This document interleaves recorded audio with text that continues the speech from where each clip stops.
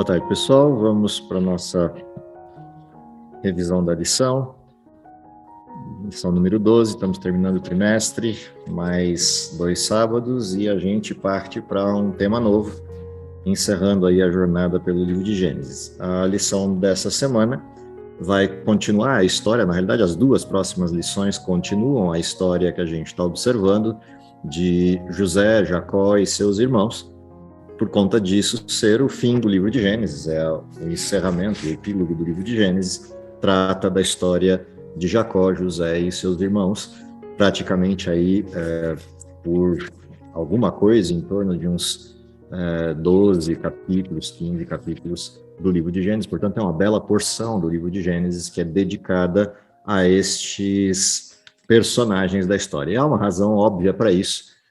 Esses são os personagens principais da origem da história de Israel. Como Moisés está escrevendo para o povo de Israel, é natural que ele se detenha nessa parte da história que é significativa para eles, no sentido da constituição das tribos de Israel, que é o que nasce dessas histórias. Particularmente a história dessa semana vai para o episódio ápice, né, o episódio mais marcante da história de José, que é a colocação de José como governador do Egito, e na condição de príncipe do Egito, ou governador do Egito, ele aparece, obviamente, configurado aqui dentro de um contexto de retorno à ascensão.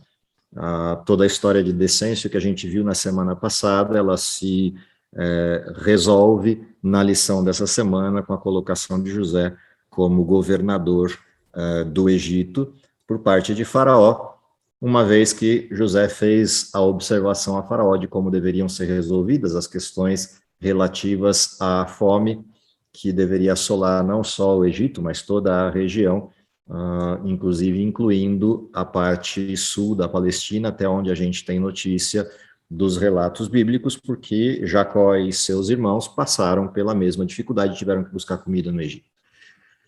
Dada essa condição, que é o que abre a lição dessa semana, a condição de Faraó colocando José como governador do Egito, ou como príncipe do Egito, tanto faz a aplicação que a gente der ao cargo. O detalhe interessante desse posicionamento é que a história agora ela muda de contexto, e a lição vai trazer um olhar para um detalhe interessante nessa mudança de história, de rumo da história, que é o fato de que, em vez de os textos se concentrarem em José e na exaltação de José ao cargo, o José sendo colocado no topo do Egito é só uma citação.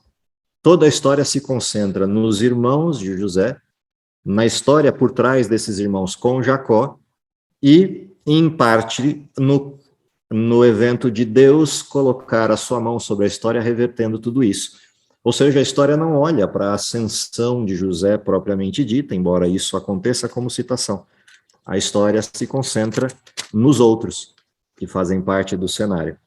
E há uma questão interessante nisso, quando a gente é chamado a atenção não para olhar para José, mas para olhar para os irmãos de José e para olhar para a família de Jacó e para olhar para os resultados de todo esse processo, há uma lição a tirar de tudo isso, de que o problema não, ou a parte importante realmente não era o cargo de José, mas o porquê Deus o colocou lá.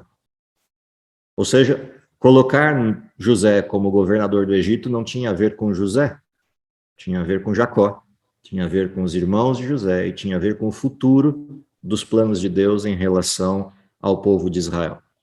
A providência é o destaque nessa história, atrelado a outros elementos, como, por exemplo, o perdão, que é o centro dessa discussão de José e seus irmãos, e mais do que a questão do perdão, a transformação que se manifesta no coração dos irmãos e na reintegração dessa família que vivia aí suas distócias, seus problemas internos e que agora começa a se reestruturar a partir desse episódio. Então, o centro de atenção dos textos vai estar nisso e não na história de José, propriamente dita. José passa a ser um coadjuvante à cena.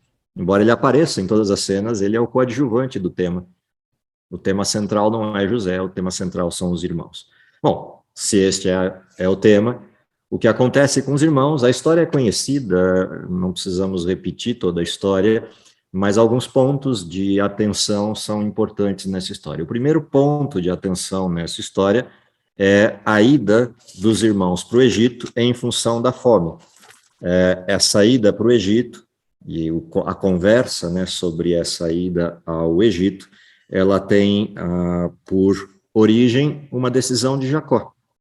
Jacó ouve falar que tem mantimento no Egito, e ele chama os filhos e diz para os filhos, em lugar da gente ficar aqui olhando um para o outro no meio dessa fome, é melhor que a gente vá até o Egito, é melhor que a gente busque alimento para que a gente sobreviva aqui em Canaã. O que Jacó não imaginava, e ele, por óbvio, né, não imaginava, é que quem iria fornecer o mantimento era seu filho, que ele julgava estar morto. Os irmãos se juntam, vão em caravana para o Egito, e aqui a gente começa a perceber algumas coisas interessantes nessa caravana e na forma como Jacó envia seus filhos. Jacó não tinha problema com a questão de comprar alimento, com a questão de pagamento. Eles foram com o suficiente para pagar e até pagar bem, se fosse necessário, todos os alimentos que trariam. Imaginando que talvez tivesse um ágio ou coisa do gênero, ou talvez imaginando oferecer algo em termos de benesse ao Egito para ajudá-los nessa condição de fome. O fato é que eles descem ao Egito, eles encontram o lugar onde se vende os mantimentos e vão se apresentar àquele que coordena o processo. E aqui começam algumas coisas no cenário dessa história a se configurar. Uma das coisas bastante distinta nessa história é a compreensão que José tem daqueles sujeitos, em termos de linguagem, e a não compreensão que eles têm de José, porque José, a essa altura, já não fala mais o hebraico, embora conheça o hebraico, embora tenha a língua como língua nata, ele, obviamente, viveu o Egito e fala a linguagem egípcia com fluência, com tranquilidade. E, dadas as condições físicas, porque essa é uma questão que sempre fica, né? Por que José reconheceu seus irmãos, mas os irmãos não reconheceram José? A razão para isso, ou talvez uma das razões para isso, é o fato de que os egípcios modificavam sua estrutura fisionômica e sua apresentação pessoal. Tanto no sentido do vestuário, que obviamente eles jamais imaginariam encontrar José, aquele garoto a quem eles venderam como escravo, agora sentado como um governador, como um príncipe no Egito, com todo aquele aparato e pompa. É óbvio que eles não ligaram a cena, mas ainda assim a fisionomia deveria chamar a atenção. Mas se a gente lembrar como os egípcios faziam a sua maquiagem corporal e de rosto, alongando os olhos, modificando seus traços, às vezes até passando alguma tintura sobre o rosto e, obviamente, cortando o cabelo normalmente a zero. Todas essas coisas juntas, atreladas a, eventualmente, algum turbante ou alguma coisa que José pudesse ter na sua cabeça, todas essas coisas juntas tiraram a característica fisionômica de José. E, obviamente, os irmãos não o reconheceriam, ainda que quisessem, pelo menos não numa primeira instância.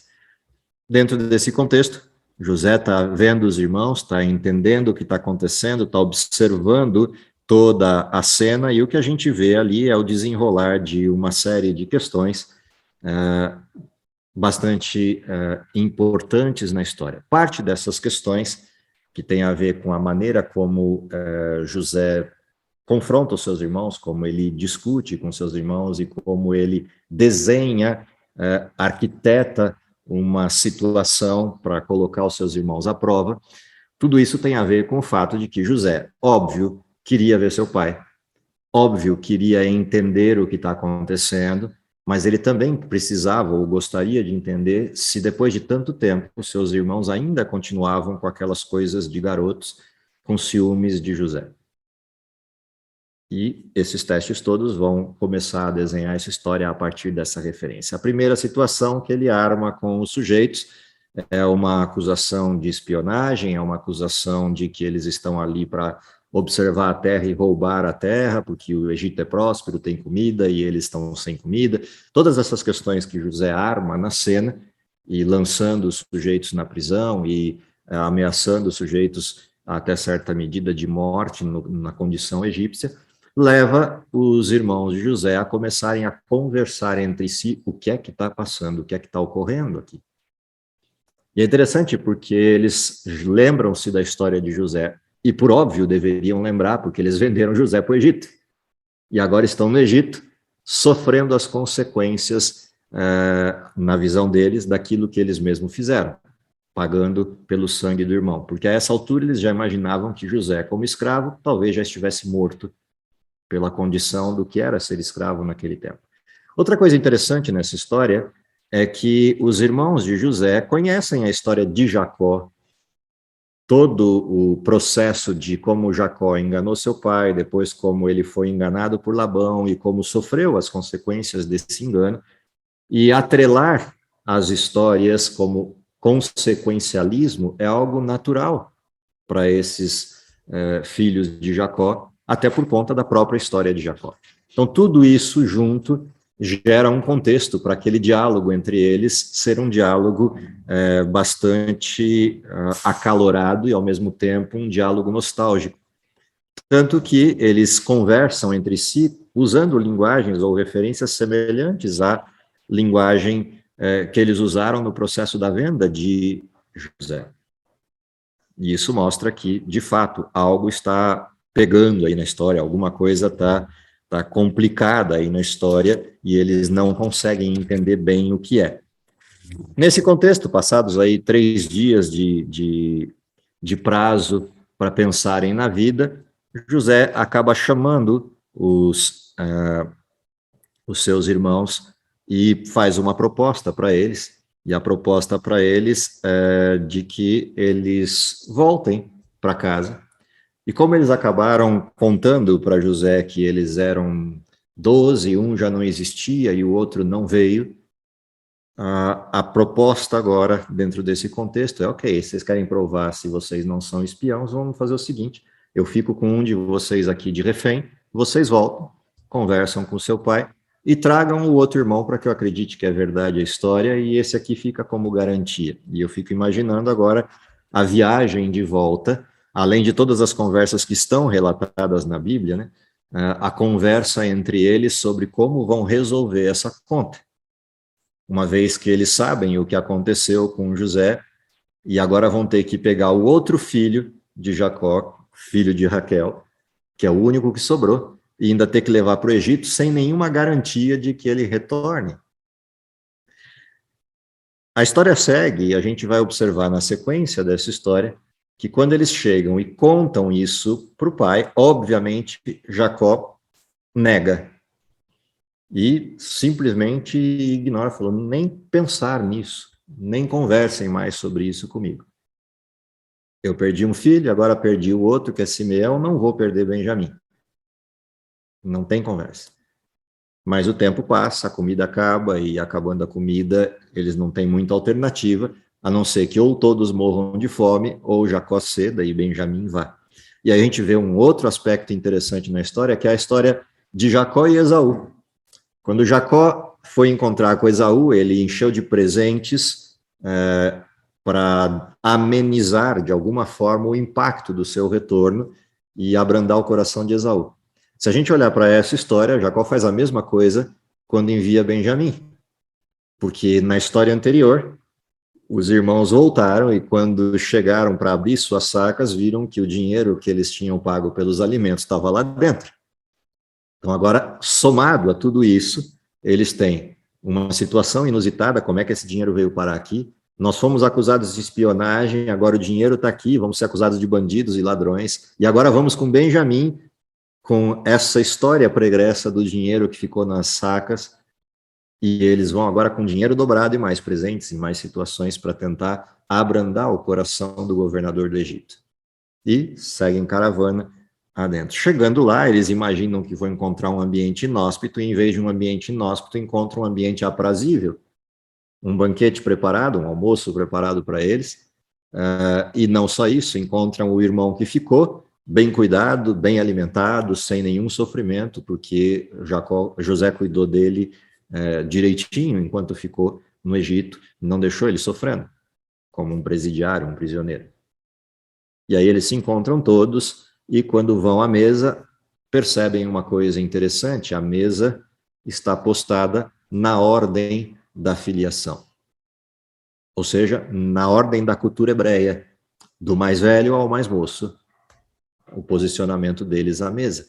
E isso chama a atenção deles, porque quando eles percebem que estão organizados na forma hebraica, na forma de filiação entre do mais velho ao mais novo, isso os deixa até certo ponto assustados, porque como é que ele sabe qual a ordem nossa se não nos conhece?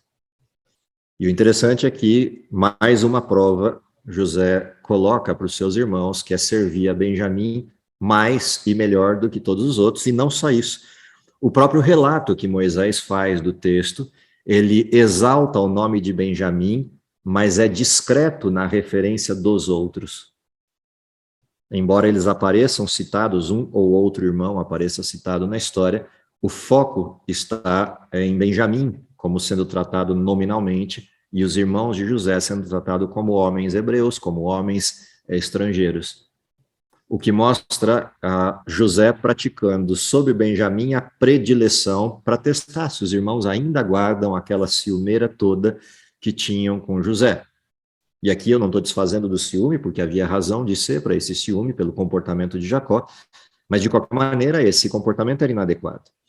E José agora testa os seus irmãos, e é interessante que os irmãos se tranquilizam, eles ficam calmos quando veem Benjamim sendo bem tratado e sendo tratado melhor do que eles. Isso dá um alívio para eles de que Benjamim esteja assim, e os tranquiliza. Deu certo a nossa vinda e vamos voltar para casa tranquilos, nosso pai vai ficar feliz com o que aconteceu. Mal imaginavam eles a sequência da história, que é a armação que José tem agora como último teste, colocando sob a saca de Benjamim, dentro da saca de Benjamim, a sua taça, e, além disso, devolvendo o dinheiro dentro das sacas. E o curioso, né, eles trouxeram o dinheiro para pagar o alimento anterior, e todo mundo ignora, fala, não, vocês pagaram isso aqui, eu não sei do que vocês estão falando sobre esse dinheiro, está tudo certo, não tem nada para pagar, além disso. E agora, quando voltam, além de ter o dinheiro, nas sacas ainda tem a taça chamada taça de adivinhação, né, que é a taça principal de José, que é algo da cultura egípcia presente naquele contexto. Bom, uma vez que esse é o formato e Benjamim é pego como um potencial ladrão, volta todo mundo para o Egito. Abre um hiato aqui e voltamos na história. Algum tempo atrás, nessa história, quando eles não tinham alternativa e precisavam ir para o Egito e levar Benjamim, aparece um sujeito, caprichosamente na história, de nome Judá, que se adianta à angústia do seu pai e às dificuldades em relação a Benjamim, e ele faz uma proposta justa, mas sem sentido, que é a proposta de que se algo acontecesse a Benjamim, que Jacó descontasse nos seus filhos, nos filhos de Judá. Curiosamente e caprichosamente, Judá aparece na história. Isso também é interessante, porque a história de Judá ela vem sendo pontuada ao longo da costura. Na semana passada vimos Judá na história com Tamar. Judá é a referência do futuro de Israel no nascimento do Messias. Judá é o sujeito que vendeu José para o Egito, e é Judá que faz essa proposta justa, embora insensata, embora insana, de que Jacó mate os netos caso eles não voltem com Benjamim. Quer dizer, que sujeito pode fazer uma proposta para o avô para matar os netos porque perdeu um filho? Quer dizer, não tem o menor senso na proposta, mas mostra algo sobre Judá. Judá mudou, ele já não é mais o mesmo sujeito. Judá estaria disposto a pagar até com a vida, se isso fosse necessário, dentro do contexto, para salvar Benjamim. E a gente vai ver isso ao longo da história, no comportamento, na garantia de proteção a Benjamim, feita por Judá. Bom, a história a gente conhece, ela vai seguindo para o seu ritmo final, quando eles voltam ao Egito, quando eles encontram José, e aí encontrando José, imaginando que José vai descarregar sobre Benjamim toda a questão relativa ao roubo, quem se adianta na história, de novo, é Judá, aquele que se comprometeu com o pai, é o que se adianta para salvar Benjamim. E isso é o limite do que José podia suportar. Se a gente lembrar na história, quando o primeiro encontro acontece, José não aguenta ficar entre eles, se retira, e ele se retirando de lá para chorar, isso é percebido, isso é visto pelos servos na primeira vez, e percebido na segunda vez, que é agora quando ele se encontra com eles depois do roubo, e percebe que eles mudaram, manda sair todo mundo da casa, e aí ele se apresenta aos seus irmãos. Ele conversa com seus irmãos e se apresenta aos seus irmãos, dizendo: eu sou José, aquele que vocês venderam. E agora fica uma situação diferente na história, porque Benjamim está feliz ao nível máximo de encontrar José, mas os irmãos não têm muito certeza disso. O que ele vai fazer conosco agora que ele está nessa condição e nessa posição? E nessa incerteza, que deve ter durado alguns segundos, José os chama para perto, para que não tenham medo, e ele explica por que ele está lá. E a explicação de José: eu estou aqui por providência, eu estou aqui porque Deus pôs a mão, eu estou aqui porque era da vontade de Deus que eu salvasse a nossa casa. E não só a nossa casa, mas o Egito inteiro e toda a região. E aí se abraçam, a festa muda de contexto, e nesse desenho da festa mudar de contexto, alguém vai tagarelar para Faraó que essa história aconteceu. Afinal de contas, o abraço de José com seus irmãos e o choro de José com seus irmãos é um choro hebreu e não egípcio. E esse choro hebreu é um choro escandaloso, como todo hebreu, até os dias de hoje. E isso invadiu a casa, e os servos ouviram, e Faraó ficou sabendo o que estava acontecendo, que os irmãos estavam lá e que José tinha encontrado seus irmãos, etc. E, dentro de todo esse contexto, a história vai abrir para o último episódio, que é a transição de Jacó para o Egito, com toda a sua família, durante esse período de fome, por uma ordem de Faraó, atendendo ao que ele entende seja o benefício para José por tudo que José fez.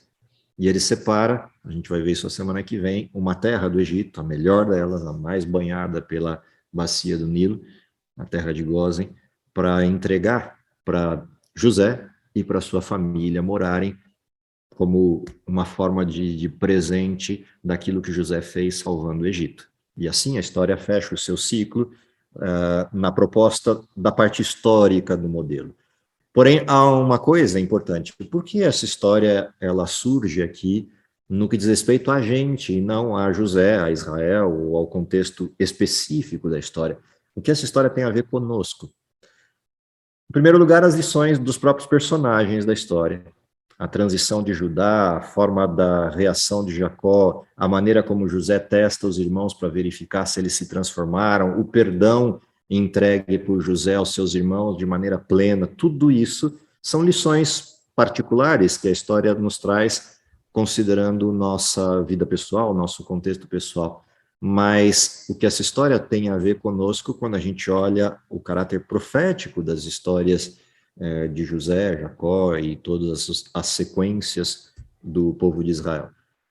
Na realidade, quando a gente olha para a parte profética, essas histórias se conectam conosco, uma parte delas a gente conversou na lição da semana passada, mas há coisas importantes acontecendo aqui. A primeira delas é mostrar que Deus continua coordenando a história. Há um pensamento clássico na mensagem profética: nada temos que temer quanto ao futuro, a menos que nos esqueçamos da maneira, as intervenções, a forma como Deus tem atuado no passado. Essa troca de referências, passado, presente, futuro, ela é importante quando a gente observa essas histórias. Entender que Deus continua no controle. Entender que aquilo que Isaías pontua no capítulo 49 é verdadeiro, no sentido de que Deus realizará toda a sua vontade e é o único que anuncia o fim desde o princípio, e é isso que ele fez a José com os sonhos que ele deu, é isso que ele fez a José com os sonhos que ele interpretou de Faraó, ou do copeiro e do padeiro. Ou seja, Deus revela aos seus filhos, de alguma maneira, as coisas que em breve devem acontecer, revela o fim desde o princípio. E isso também é uma lição importante que ultrapassa o tempo de Israel e chega até o nosso tempo, uma vez que nós vivemos o tempo do fim. Então, se Deus anunciou o fim desde o princípio, nós que vivemos o fim dessa história, deveríamos ter plena convicção de que Deus não só vai à frente, abrindo caminho para o desenho do seu plano se desenrolar, mas ele também é aquele que realiza a sua vontade em nós e apesar de nós. Em nós, quando permitimos, e apesar de nós, quando colocamos óbice, quando colocamos algum tipo de impedimento. Isso também é uma parte interessante da história de José. Outra parte interessante da história de José é o testemunho, e isso tem a ver conosco. José é no Egito o remanescente, assim como nós, no tempo do fim, somos o remanescente. A José competia ser fiel e representar Deus num mundo que o desconhecia. Ao remanescente fiel do tempo do fim, compete ser fiel e representar Deus num mundo que se distanciou de tudo e de todas as coisas que dizem respeito a Deus. José foi fiel àquilo que estava nos ensinamentos dos seus pais, ou seja, aquilo que Deus protocolou desde a antiguidade até os dias de Jacó, como referências comportamentais, referências de procedimento.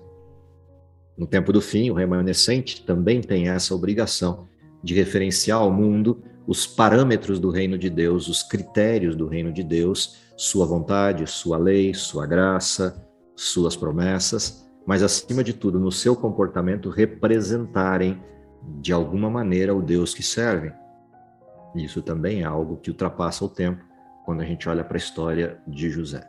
Todas essas coisas juntas, de alguma maneira, se conectam conosco na nossa história, trazendo esses elementos à tona de como deve viver o remanescente. E é esse o sentido do estudo do Gênesis para nós. O sentido do Gênesis para o povo de Israel era conhecer sua identidade. O sentido do Gênesis para nós, além de conhecermos nossa identidade no sentido de origem e criação, é conhecermos nossa identidade no tempo. No tempo em que vivemos, nas condições em que vivemos, para a missão que temos e vivemos. E eu espero que essa seja a nossa percepção nessas histórias finais da lição desse trimestre, porque elas são histórias mais simples, menos intrincadas no sentido de grande coisa de conteúdo referencial, como as histórias iniciais lá da criação, mas elas são igualmente importantes porque elas são histórias práticas que mostram o comportamento dos cristãos do último tempo, dos filhos de Deus no último tempo. Eu espero que isso seja aquilo que a gente dedique atenção na lição dessas histórias conhecidas que a gente está revendo na lição da Escola Sabatina. Tenham uma boa semana, um bom estudo para todos, e a gente se revê no sábado que vem para a retomada da lição e amarrar tudo que a gente estudou durante a semana. Os glimpses estão aí, os pequenos pontos de atenção estão aí, o resto é com vocês durante a semana. Vamos orar? Querido Pai que está no céu, te agradecemos pelo dom da vida, pela oportunidade de estarmos aqui reunidos para estudarmos a Tua Palavra, revermos alguns conceitos e principalmente vislumbrarmos a Tua promessa. Dá, Senhor, que possamos ter uma semana agradável de estudos e aprender com essas histórias, é o que lhe pedimos por Jesus. Amém.